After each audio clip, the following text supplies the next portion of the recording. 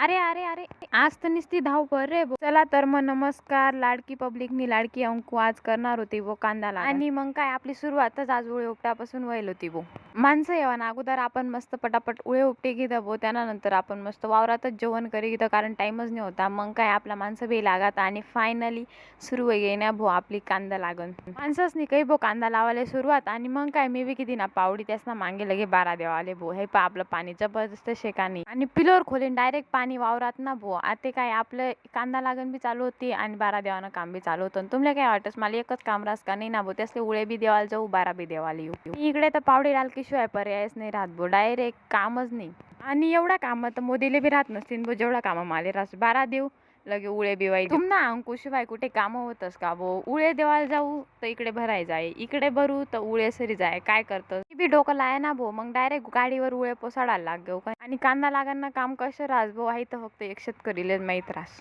बरोबर शे का नाही बरं आणि अंकुनी ड्रायव्हिंग एवढी खतरनाक शे ना भो डायरेक्ट वावरात सुद्धा आपली गाडी चालच बरं का आणि हाई पा भो आपल्या शेवटलं उळ्यानं वज पोसाड दिलं आणि मग काय संध्याकाळी परत चहा ठेवानी ड्युटी मनाकडे होती भो चहा ठेवासोबत पेवानी बी मनाकडेच होती बरं का आणि संध्याकाळी परत आपला माणसं घर पोसाड देतात भो आणि तिकडून वनू ना भो घर डायरेक्ट रपसप कारण की